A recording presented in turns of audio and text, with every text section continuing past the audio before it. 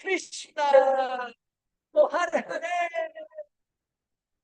Hare, Rama Rama Rama. Hare Krishna, Krishna Krishna, Hare Hare, Hare Rama, Hare Rama, Rama Rama, Hare Hare. Hare Krishna, Krishna Krishna, Hare Hare, Hare Rama, Hare Rama, Rama Rama, Hare Hare. Jai Prabhupada, Jai Prabhupada, Jai Prabhupada, Jai Prabhupada.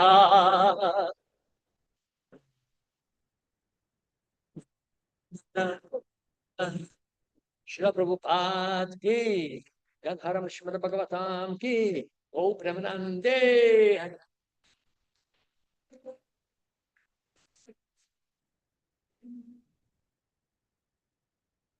Hare Krishna to all wonderful devotees who got together for the Srimad Bhagavatam class, news from the Vaikuntha. On the very beginning, I apologize those who were expecting His Grace Hari Chakra Prabhu, our beloved Hari Chakra Prabhu, ecstatic preacher. I apologize. Unfortunately, you will hear me today. So please be tolerant, patient, and like smile. Try to get something good for today. So this is what I'm going to say. Om Namo Bhagavate Vasudevaya.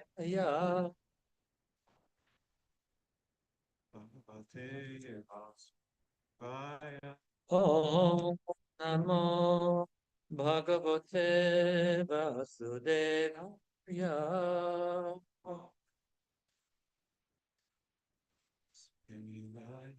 Om Namo Bhagavate Vasudevaya.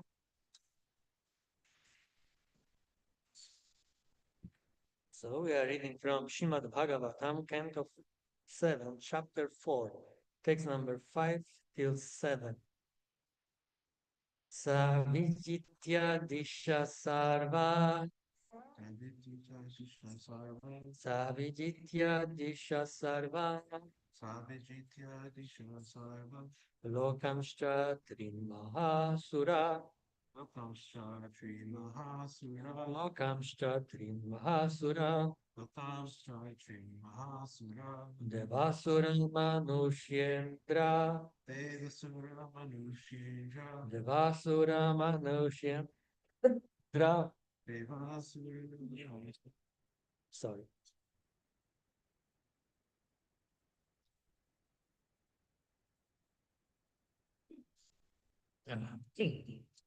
Gandharva Gadoragan. Gandharva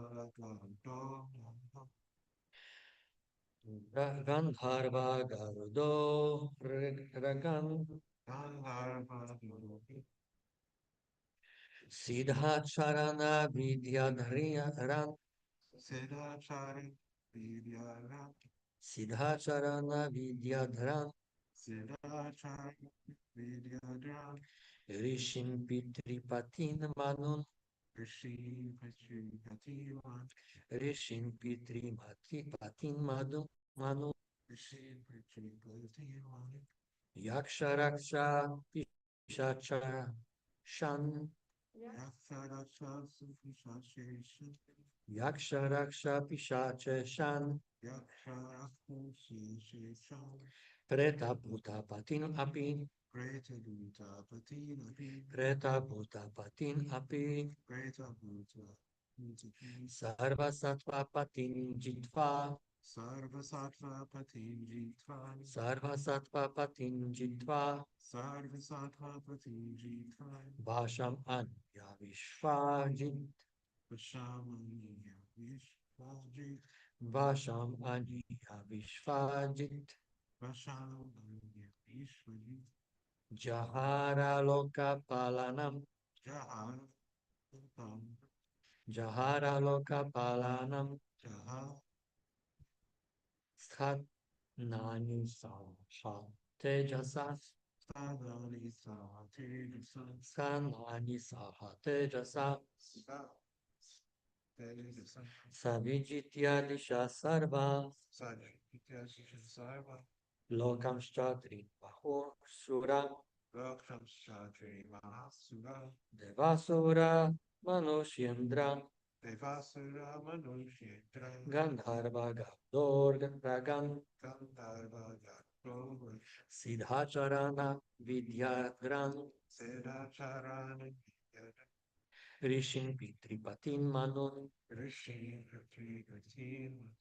Yaksharaksha Pishatrayashan Yaksharaksha Shashisha Preta Bhutapatin Mandipi Preta Bhuta Patinapi Sarvasattva Patin Jitva Sarvas Patijitra Vasham Anidya Vishvajit Vashamaniya Vishvajit Jaharalokapalan Jaha Sadmani Sahatejasa. This is very long text, so we don't have so much time because we are ending at quarter to. Yeah. So I will read translation. Hiranyakashipu became the conqueror of the entire universe. Indeed, that great demon conquered all the planets in the three worlds, upper, middle, and lower, including the planets of the human beings, the Gandharvas, the Garudas, the great serpents, the Siddhas, Charanas, and the Vidyadharas, the great saints, Yamaraj, the Manus, the Yakshas, the Rakshasas, the Pishachas, and the masters of the ghosts and the Bhutas. He defeated the rulers of all the other planets where there are living entities and brought them under his control. Conquering the abodes of all, he seized their power and influence. Seized. Purpose. The word Garuda in this verse indicates that there are planets of great birds like Garuda. Similarly, the word Uraga indicates that there are planets of enormous serpents, such as this description of the various planets of the universe may challenge modern scientists who think that all planets but this Earth are vacant. These scientists claim to have launched excursions to the moon, where they had found no living entities but only big craters full of dust and stone. Although, in fact, the moon is so brilliant that it acts like the sun in illuminating the entire universe. Of course, it is not possible to convince modern scientists of the Vedic information about the universe. Nonetheless, we are not very much impressed by the words of scientists to say that all other planets are vacant and that only the Earth is full of living entities.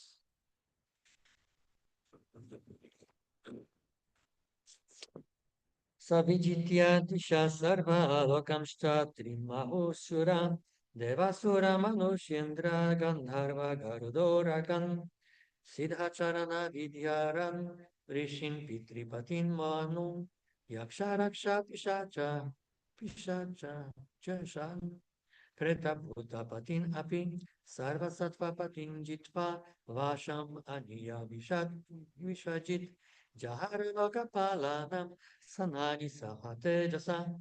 Hiranyakashipu became the conqueror of the entire universe.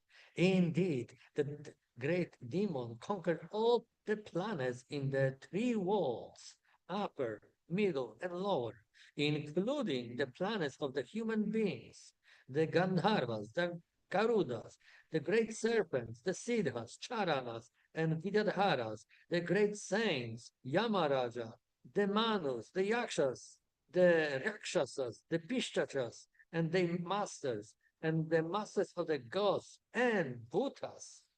He defeated the rulers of all other planets where there are living entities and brought them under his control. Conquering the abodes of all, he seized their power and influence.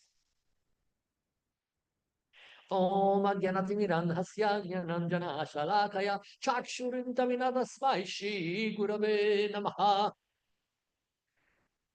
So someone can wonder why we paying so much attention in this holy scripture about this demon and what he did.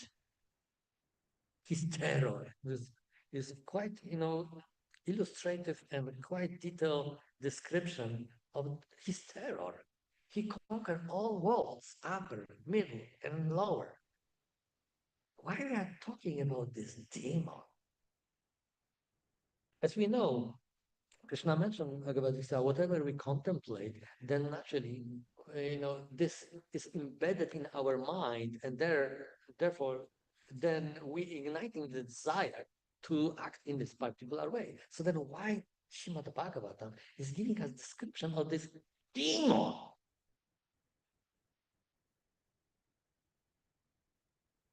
So, as we mentioned yesterday, about the attitude, why it is important to distinguish wrong attitude from bad attitude. This is exactly like parents raising children.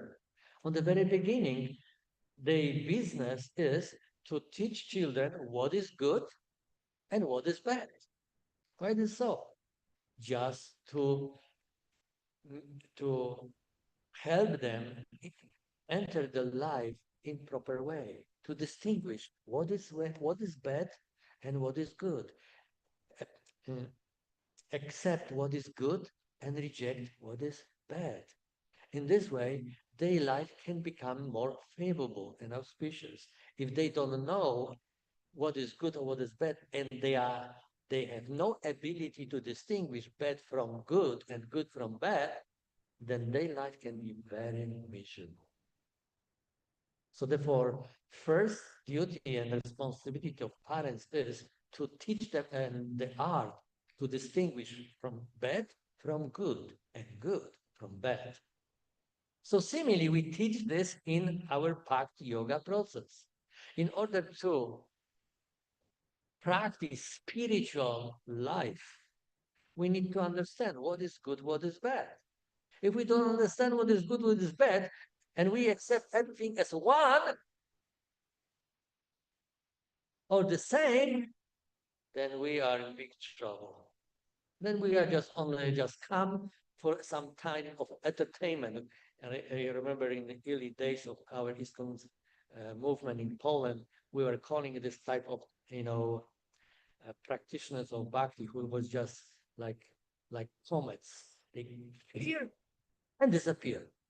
So they are coming just to get some new impressions, some good new entertainment. Oh, there's some nice dancing, and what is good? Wow! And also, girls are good, or boys are good. And so there was some like external uh, objects for the sense gratification, but they were not paying more attention to purify their consciousness, their heart.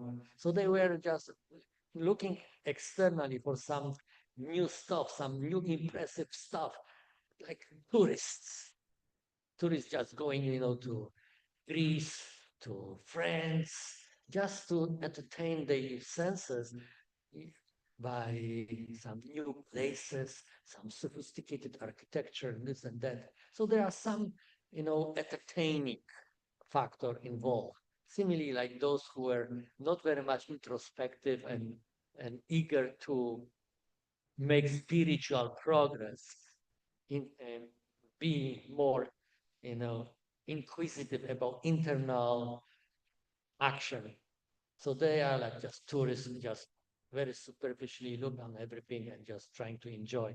But if they became acquainted already and there is no anymore to squeeze out of this what they already experienced, uh, they are getting bored and let's go out and just search for something else, something new impressions. Tourists, we are calling them tourists. So yeah, and in my life that I spent already more than two-thirds of my life, I saw so many such of bhakti practitioners were coming and going, going. Why?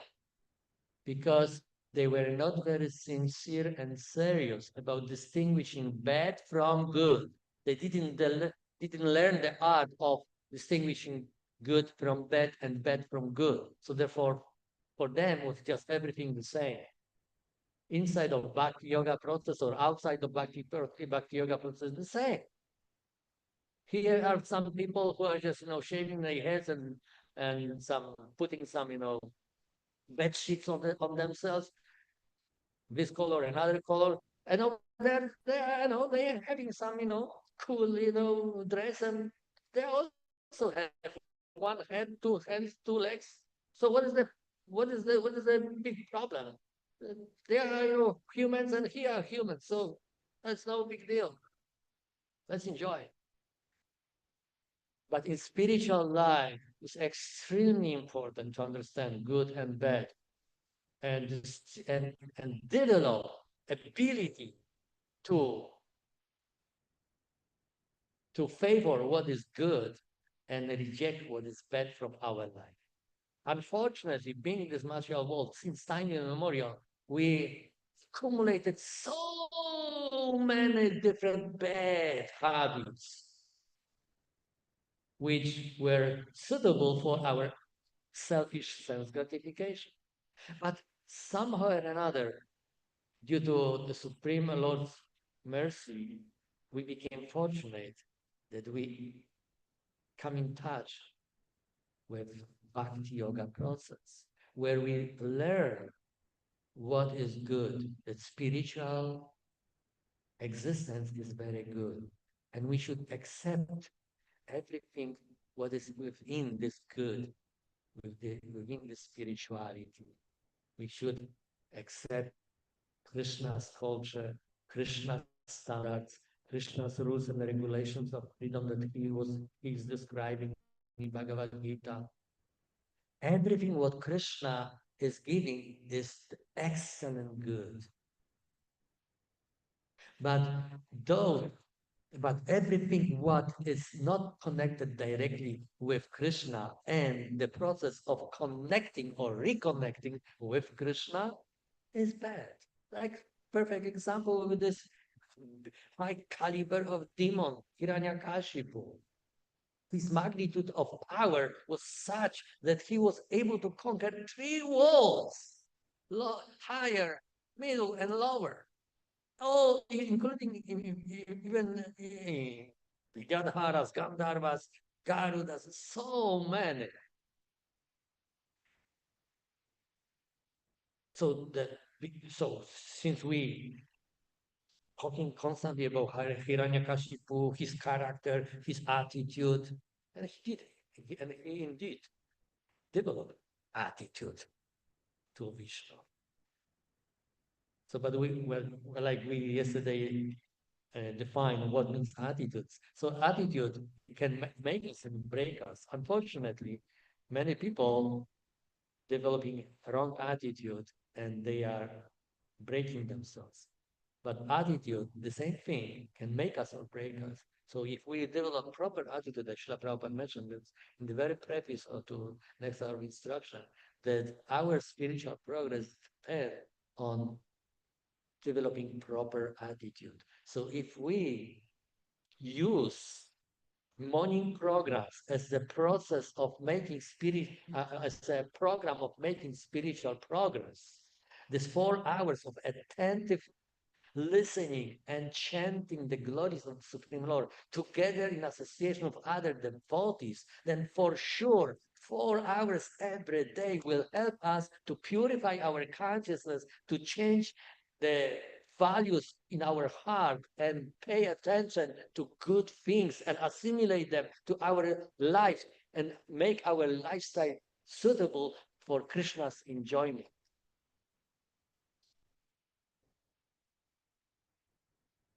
So we don't want to be like Hiranyakashipu.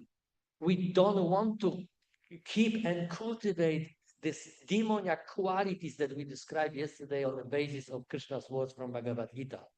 And when we see that some remnants of such habits or tendencies are still in us, in our consciousness, we are very eager to get rid of this, to purify ourselves by assimilating, accumulating more and more proper things, proper standards that Krishna likes. And we can act and behave in such a way that Krishna can enjoy. His senses can be gratified. And we can inspire him to bless us more and more with his mercy. Because we need this. Like we concluded yesterday, without Krishna's mercy and Guru's mercy, we are not capable to do much. This is what we can, we just only develop desire, sincere, eager, intense desire, eagerness. Like my Guru Maharaj was always emphasizing the point. We should become lauliam, greedy. This greediness for devotional service, for devotional life, for making spiritual progress should be dominating in our life. Anyway, why we are here? What is the purpose of being in Krishna consciousness, in Bhakti Yoga? To purify ourselves. Like Hiranyakashipu, he was intelligent man. It doesn't mean that since he's demon, he's stupid. Of course, in sense of spiritual progress, he is total ignorant, but still has his brain and ability to see things, in fact. So therefore, he understood that in order to become empowered and very powerful, I need to make mm, some austerities, some sacrifice. He made this sacrifice and austerities that made him very powerful by blessings of the secondary creator, Lord Brahma. So this austerities and sacrifice empowered him. So we have very similar process, austerity and sacrifice. We make voluntary austerities. We waking up in the morning. Did we do this before joining Hare Krishna movement? Forget it. We were waking up, whenever it was possible. 9 a.m., 10 a.m., yeah, 11 a.m. sometimes. And we don't care. The time is running. So what? Life is meant to enjoy. And if I can, sleep, 15, 16 hours, so what? This is for my enjoyment. In this way, I'm spending my life. Yes, indeed, you are spending time, but not utilizing properly. So, many things we didn't do before we joined Hare Krishna movement, before we accepted Bhakti Yoga process. But why we accepted this Bhakti Yoga? We accepted this because we understood what is bad and what is good. We became attracted to Krishna conscious philosophy, to Krishna conscious lifestyle, to Krishna conscious culture. I personally was very attracted to very sophisticated Vedic culture. It attracted me so much. And like Gurudev was teaching us at the very beginning, at least it was for me very impressive in the early 80s when everything was, communistic, very poisoned by ignorance, by impersonalism. Everything was one. So this distinguishing of personality and privacy and sophisticated culture, it was very impressive for me. Not ordinary, it was extraordinary. And then when we got Shastras and I started to read about all these sophisticated dealings of advanced civilized human beings, Vaishnavas, then I was very impressed. So I understood this is good. But look around, there's so much bad. So therefore, I don't want to deal anymore with materialist people because I understood and I felt that if I associate more with them, I become contaminated. I don't want to cultivate these dirty things. So, but of course, in due course of time, when we got purification and spiritual strength, so then we want to share. We want to if influence them by these good things. So in order to uh, function in spiritual life, we need to learn the art to distinguish bad from good and accept good and reject bad. So how it is possible? By voluntary acceptance of sacrifice and austerities. And Hiranyaka, even demoniac people, demoniac personalities, they know about this science of achieving success. So everything actually originates from a spiritual existence. So they are just only copying what spiritual existence and how spiritual existence function. So in our spiritual existence, yes, indeed, sacrifice, austerity is very important. So therefore, we follow Srila Prabhupada's program of making spiritual progress. We waking up in the morning, we taking shower. Who was taking shower before? Every day. So or coming to the church or mosque or temple so early morning. For what? Just to pray and glorify God. Come on. Be fool. No, we didn't do this. But in Krishna consciousness, since we understood that the main engagement of human civilized being is to glorify the Supreme Personality of Godhead, to serve the Supreme Personality of Godhead, to gratify His sense, to act and behave for His pleasure. So therefore, we are very eager to come in the morning in the front of the deities and just perform either by chanting, by playing, by dancing, perform for their pleasure. And then we are focusing to glorify them by chanting the holy name of the Lord, by dealing with other devotees in proper manner to just satisfy them, and in this way encourage them more to share with their wisdom that they can help us to rectify our misdeeds or improve our quality of our own life, etc., etc., etc. So everything in this Bhakti Yoga process is designed in such a way that we can benefit spiritually. So it is very important to learn the art to distinguish bad from good, good from bad. In this way, we can function properly and benefit tremendously. But of course, here, those who are scientifically minded, they can they can give big elaboration on scientific topics that are also involved in this, especially about this planetary system, this and that. Like Srila Prabhupada mentioned,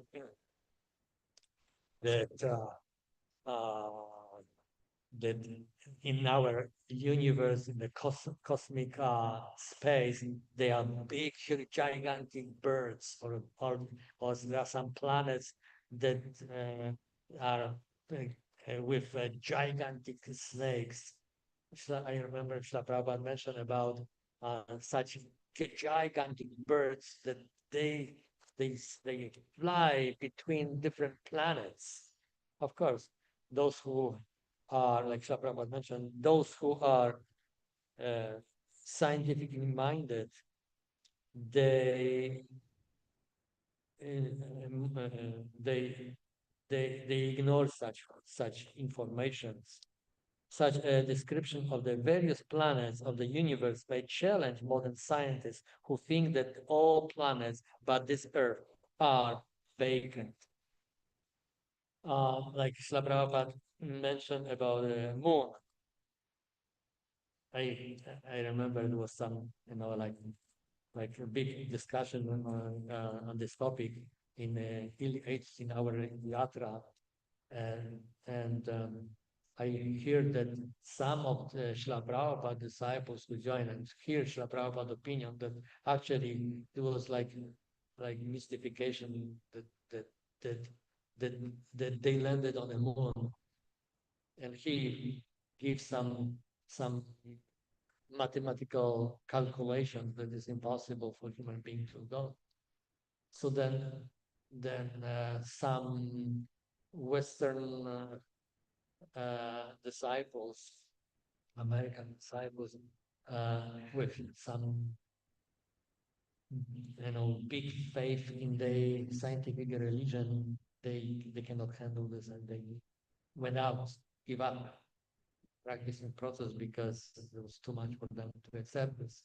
I remember, y- you know, all these different, arrangements that was made all over the world with going, to moon with Apollo 11, correct? In 1969.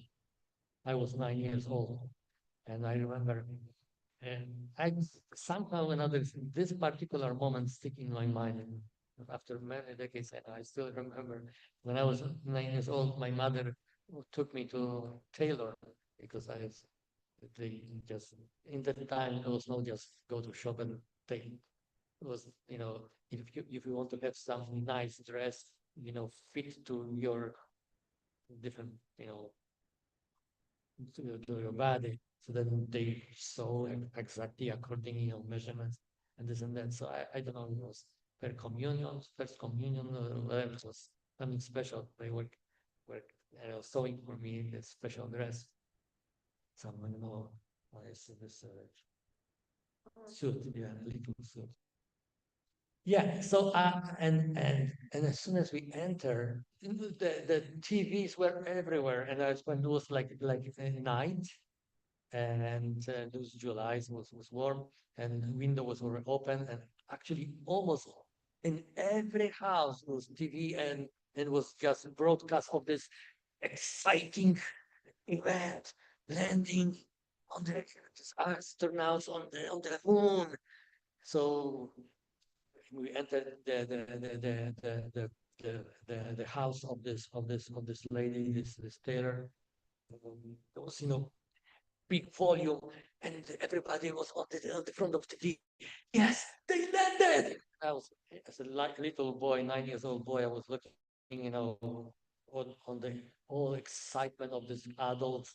I don't understand what's going on. What is big deal? And on this time, these TV screens were black and white, like gray. So I was looking at this as some like type of presentation of museum of something, and there is some, like guys who just I was.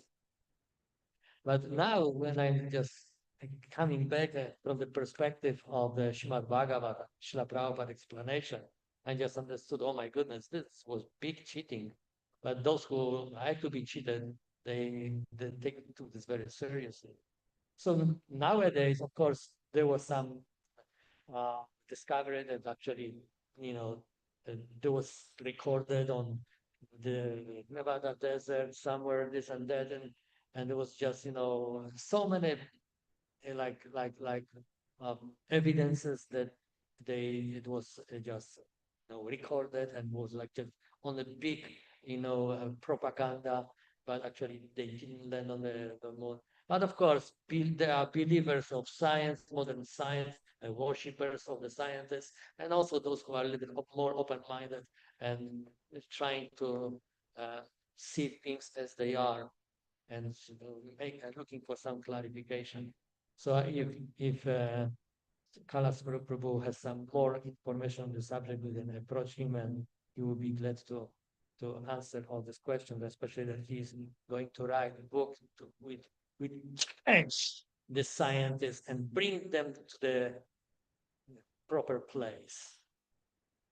So, but coming back to this a little scientific aspect that Srila Prabhupada touched here, he mentioned that nonetheless, we are not very much impressed by the words of scientists who say that all other planets are vacant and that only the Earth is full of living entities. I'm going to read very quickly the preface to the Easy Journey to Other Planets written by Srila Prabhupada. A living being, especially civilized man, has a natural desire to live forever in happiness. This is quite natural because in his original state, the living being is both eternal and joyful. However, in the present conditioned state of life, he is engaged in a struggle against recurring birth and death. Therefore, he has attained neither happiness nor immortality. The latest desire man has developed is the desire to travel to other planets. This is also quite natural because he has the constitutional right to go to any part of the material or spiritual skies. Such travel is very tempting and exciting because the skies are full of little globes of varying qualities, and they are occupied by all types of living entities. The desire to travel there can be fulfilled by the process of yoga, which serves as a means by which one can transfer himself to whatever planet he likes, possibly to planets where life is not only eternal and blissful, but where there are multiple varieties of enjoyable energies. Anyone who can attain the freedom of the spiritual planets need never return to this miserable land of birth, old age, disease, and death. One can attain this stage of perfection very easily by his individual effort. He can simply follow in his own home the prescribed method of bhakti yoga. Okay? Yeah. Are there any questions or comments? Yes, sir. Yeah, it's about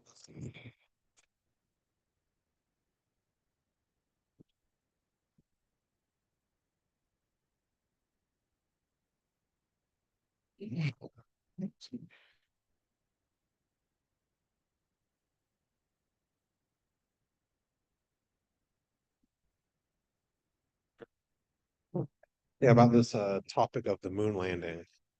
It's interesting because, of course, nowadays people, there are different people pointing out issues in the official narrative. From my understanding, back when it actually supposedly happened, basically only Srila Prabhupada was saying that it didn't. Everybody was all, oh yeah, we got there first, and we beat the Soviet Union to the moon. So there was American glory, but even in Poland, they were excited. They were cheering. Yeah, so that's one of the things I wanted to point out is like, you correctly mentioned that, so the scientific religion that ports or that pushes this and is very proud of this, but it's also the religion of American patriotism. I was actually relatively recently heard a couple of political commentators. There's a question to them about the moon landing or moon landing conspiracy theories, as they call them. And the point that one of them brought was that they dislike these theories because it makes America not seem as awesome as they think it is, basically. That it's, this idea is like, oh, America's the best. We actually put a man on the moon. Uh, of course, you can ask, why haven't we gone back? One interesting point is that every moon landing happened under the presidency of Richard Nixon, who's, of course, for people who know their American history, is a verified cheater. So they were trying to put a man on the moon. There's the JFK quote, before this decade is over, we'll put a man on the moon and return him safely home. They weren't able to do it. And then a month or two after Nixon came into office, suddenly it's possible to put a man on the moon. And then when they start investigating Nixon, suddenly we stopped going to the moon. So just an interesting timing aspect. And one thing that Prabhupada pointed out is when they were interviewing the astronauts after they returned, one of the astronauts said, "Oh, it looks just like the deserts of Arizona." And Prabhupada said that means they were in Arizona. Like, and there's so many other uh, things like this that poke holes in the theory. Uh, I've heard, I haven't looked into it myself, but apparently some investigators got some old Soviet spy satellite pictures. Uh, and if you just change the color a little bit of, some pictures from like the desert in like Arizona or Nevada or somewhere, you just change the color to make it more whitish. It looks exactly like the photographs of the moon. So, yeah, like I said, you can go really deep into these things if you want. Or, of course, you can always just trust Srila Prabhupada. Thank you very much for sharing this information. We got info from the first-hand scientist. Thank you so much, Prabhu. But you are spiritual scientist, so spiritual warrior. So we trust you that you will do good job by writing this book and challenge all these rascals who doing so much bad for human beings. But you will use your brain, your scientific skills to just prove that actually spiritual existence is worthy of our lifespan. And following spiritual leaders like Shah Prabhupada is a good thing because we will not waste our time, energy, and means, but dovetail our valuable time, energy, and means in worshiping Krishna and earn our ticket back home, back to God.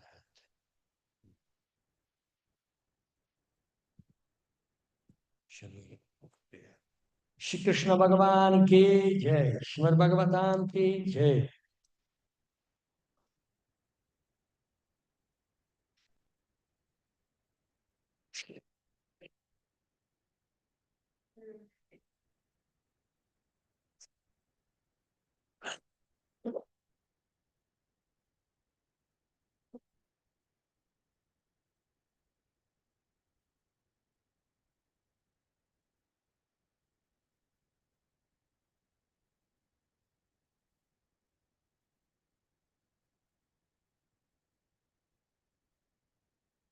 To już kamera nie pokazuje się, czy kamera włączona?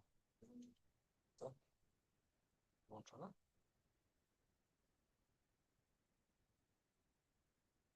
A, ona jest właśnie nie widziała.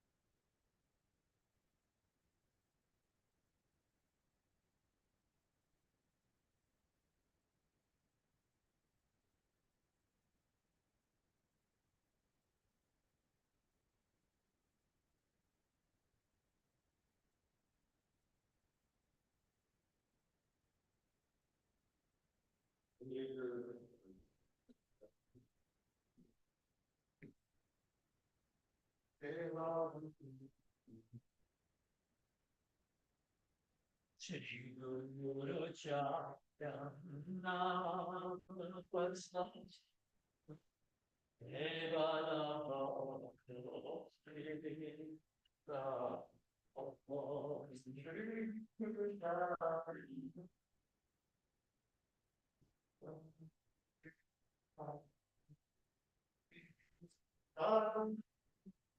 Shri Guru Chaya Deva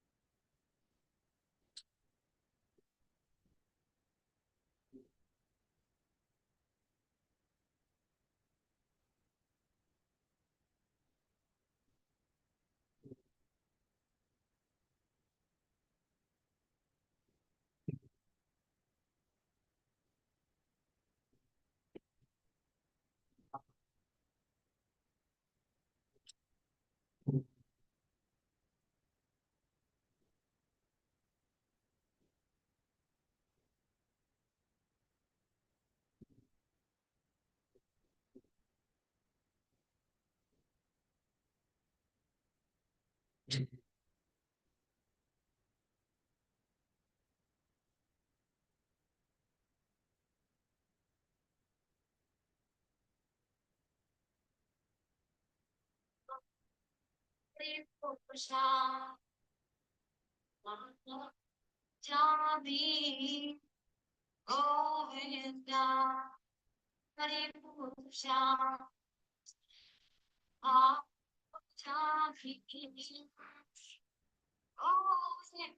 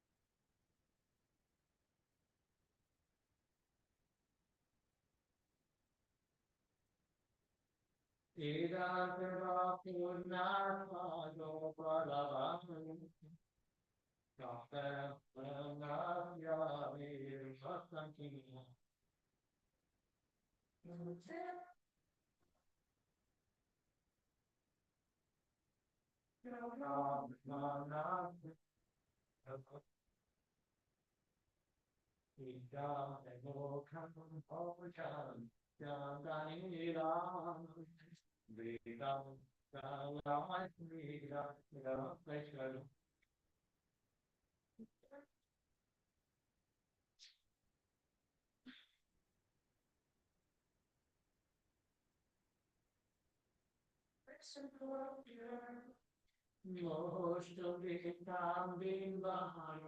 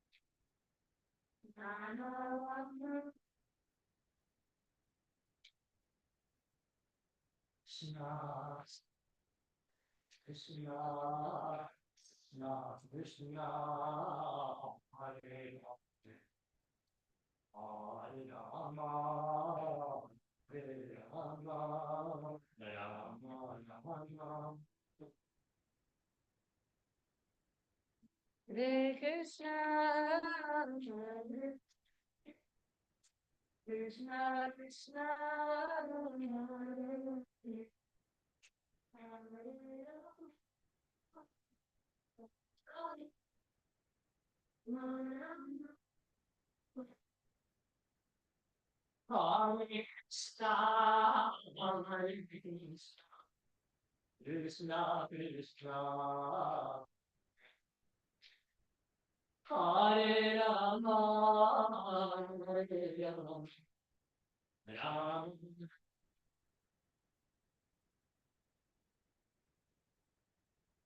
Krishna Krishna Krishna Krishna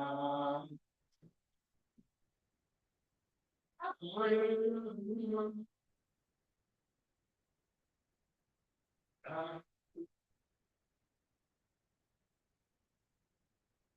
Hare Krishna Krishna Krishna Hare Rama Rama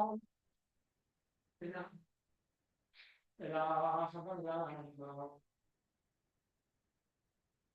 Hare Krishna Krishna Krishna Hare Rama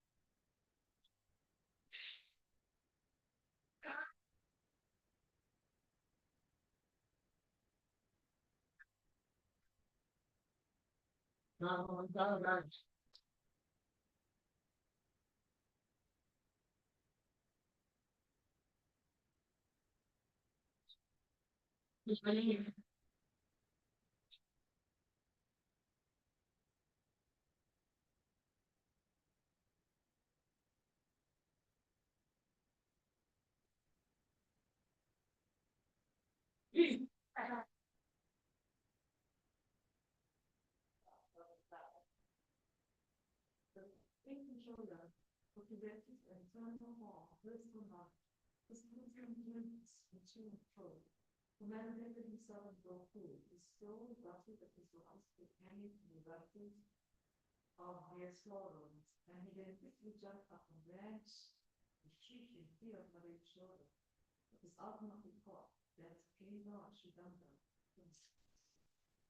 Upon seeing his mother's weeping state, he cried and rubbed his heart again and again with his two loving hands.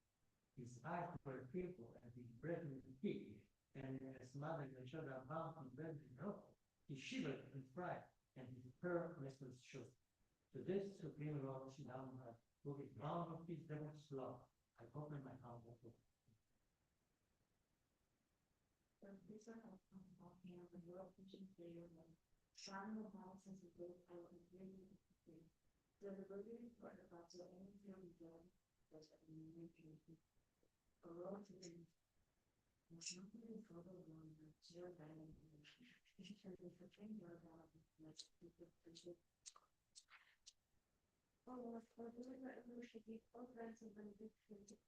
I do not pray for you for liberation, eternal life in the kingdom, and any other being. My only prayer is that your child pastime will personally appear even now. Oh Lord, I do not even want to know what future can happen. I simply wish that your child pastime will never be seen to be.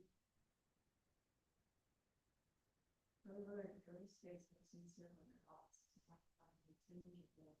It's just a guy in the your lips are gonna shut down. You're the beautiful school words that it's never lost. Oh,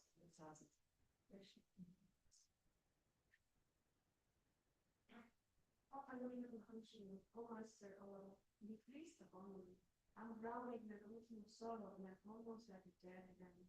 Please shower the rain of mercy on me, appear to me and protect me against that.